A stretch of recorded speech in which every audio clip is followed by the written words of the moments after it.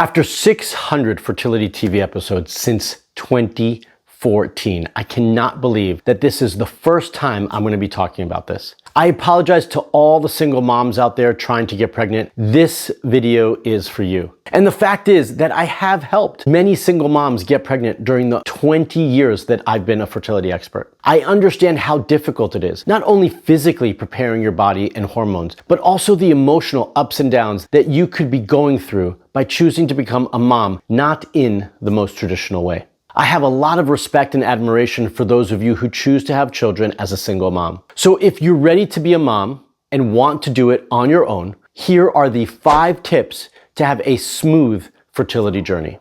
And if you want my guidance, you are welcome to apply to qualify for the Hope program as well, with or without a partner. Even if you're just considering it and want to prepare your body for when you are ready, there's a lot that can be done, and we would love to help you with your fertility journey. So you can use the link in the description below to apply. So you're single, you want to get pregnant, you want to have a child, you want to have a family, and you don't know where to start potentially. Well, these 5 tips are going to help you kind of organize how this should be done and the steps that you need to take to make sure you have as successful of an IVF cycle as possible. So step number 1, address any health issues that you have right now and give yourself some time to do this. So I know from working with couples for 20 years that everybody has health issues. We all do. The objective right now is for you to be proactive now so that this is not something that hinders your ability to get pregnant in the future. So I want you to take some time, take inventory of your overall health. Go through every system. How do you feel? Could it be better? Could you be doing something more? That is what you need to be doing in this time. And you need to give yourself some time to not only assess those areas, but to make the proper changes and allow those changes to take hold and impact your overall health positively. So all that takes a little bit of time. So I don't want you to just rush in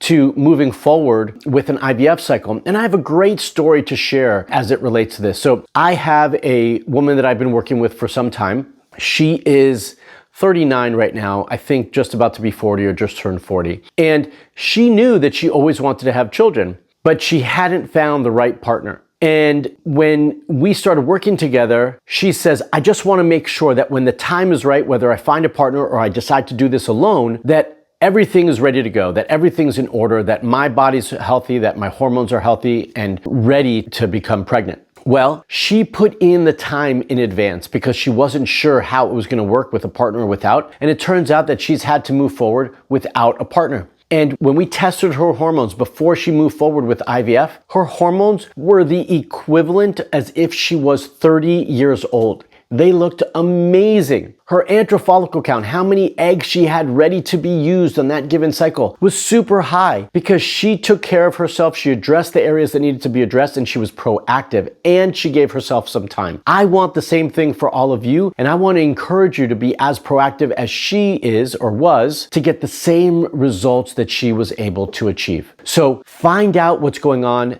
address those health issues now, and give yourself some time to see change. Number 2, how are you going to get the sperm that you need? This might seem like a simple question, but it's really not. Do you have a friend that you feel comfortable with, that you trust, that, depending on what you want from that friend, is willing to be there for that or not? I've seen all different scenarios over the years. Do you have someone who's willing to donate their sperm and that you want their sperm? That's number 1. If not, are you going to use donor sperm, and where are you going to get that from? It's not as simple as it might seem, and it does take some time. If you're going to get it from a friend, I suggest having some legal documents drawn up, however those need to be for you, so that everyone knows what their roles are and it's very clear and straightforward. If you're going to use frozen and donated sperm, well then where you can get it from and how long is it going to take for you to get, right? These are all important details that need to be assessed and determined. Additionally, if you are going to have it donated by a friend, are you going to have that frozen or fresh? right? I prefer fresh. And my recommendation, if you are gonna have that donated by a friend, is that you have him do a semen analysis before you guys come to any agreement, because we don't know what the quality of the sperm are gonna be, right? So if they're not good, we don't want them. You need to find somebody else. That's all taken care of if you get donated sperm that's already frozen. They've already done all of those things. So determining where you're gonna get the sperm and dealing with those logistics is essential for being successful on your fertility journey as a single mom. Number 3, might sound silly or simple, but ask for help and support. Line up who's going to be there for you when you need them. This is not a simple process. It's not a quick process, and there might be a lot of hoops to jump through, and you're gonna need help in various ways. Maybe you just need someone to talk to and lean on. Maybe you need someone to drive you to appointments. Maybe you need someone to give you some progesterone injections if the time comes. You're gonna need help. Who's going to be there for you? You should at least have 1, if not 2 people who you can rely on, that you can trust, and they're going to be there for you in these circumstances. This is essential and something that I really encourage you to figure out now. That can be a friend, that can be a family member, whoever it is.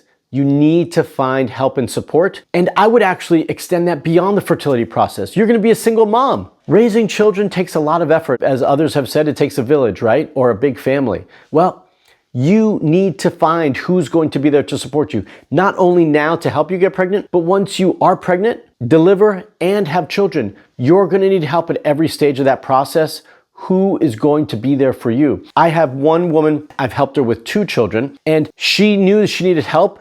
So she asked her parents to move in with her. They actually bought a house together that was big enough for all their needs, and they drove her to all her appointments. They are there to help raise her children with her. She knew she needed that, and she went out and got that. And I encourage all of you to do something similar. Number 4, where are you gonna get the finances from? IVF is not an inexpensive process, unfortunately. It takes a lot of energy and resources.